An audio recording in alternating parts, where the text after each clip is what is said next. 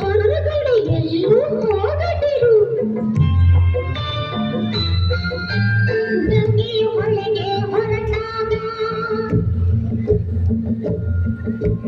ಬೇಲಿಯಲ್ಲಿದ್ದ ಹರಿನಾಗ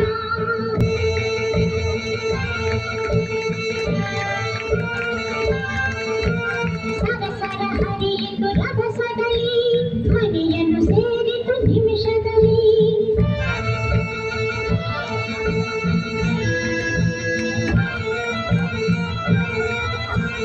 ಮುಂಗಿಸಿ ನೋಡಿತು ಹಾವನ್ನು, ಮುತ್ತಿನ ಬಳಿಗೆ ಬರುವುದನು.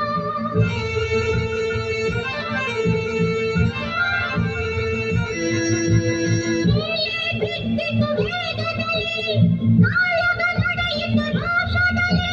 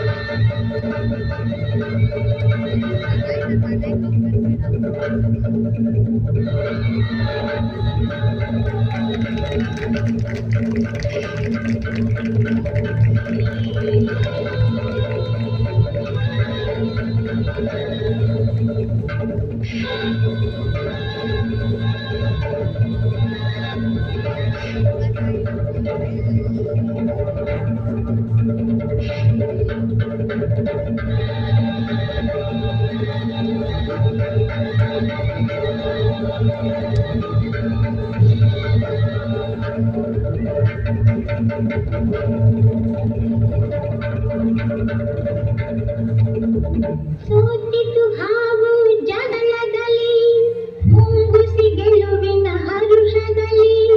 ಹಾವಿನ ಪ್ರಾಣವ ಹೀರಿತ್ತು, ಬಾಯಲ್ಲಿ ರಕ್ತವು ಚಿನುಗಿತ್ತು.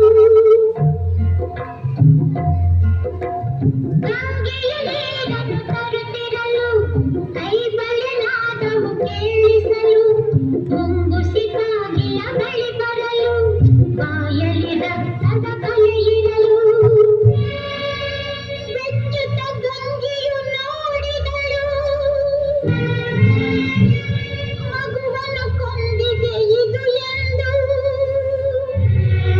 ಮುಂಗುಸಿಯನ್ನು ಚಚ್ಚಿದಳು, ಅಳುತ್ತ ಒಳಗೆ ಓಡಿದಳು.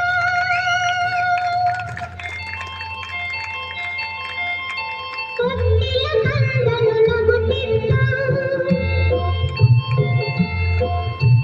ನೆಲದಲ್ಲಿ ಹಾವು ಸತ್ತಿತ್ತು.